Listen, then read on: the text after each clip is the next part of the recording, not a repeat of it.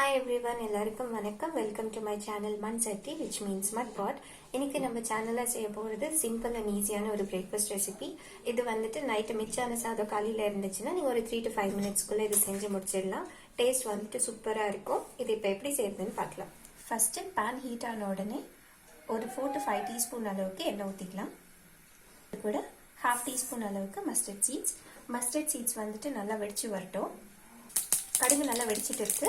இப்போ 1 டீஸ்பூன் அளவுக்கு உருதல் சேர்த்துக்கலாம்.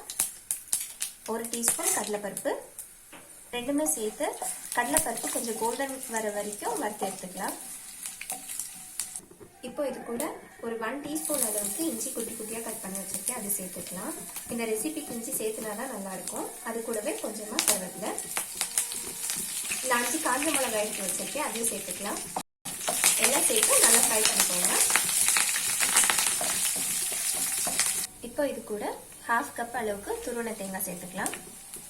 தேவையான அளவுக்கு உப்பு சேர்த்துக்கலாம்.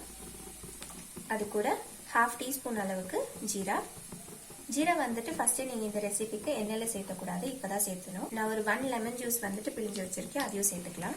எல்லாத்தையும் சேர்த்து ஒரு 1 மினிட் நல்லா ஃப்ரை பண்ணி எடுத்துக்கலாம்.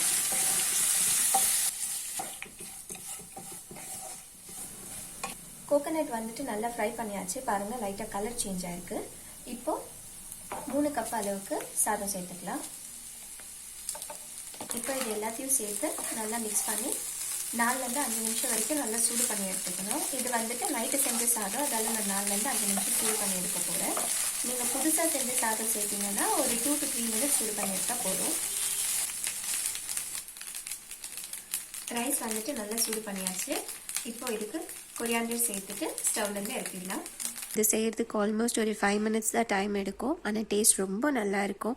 இந்த கோயில் பிரசாதம் கொடுப்பாங்கல்ல, அந்த மாதிரி இருக்கும் டேஸ்ட். இது உங்களுக்கு ரொம்ப பிடிக்கும்னு நினைக்கிறேன். பிடிச்சிருந்ததுன்னா மறக்காமல் லைக், ஷேர் அண்ட் காமெண்ட் பண்ணுங்கள், சப்ஸ்கிரைப் பண்ணுங்கள்.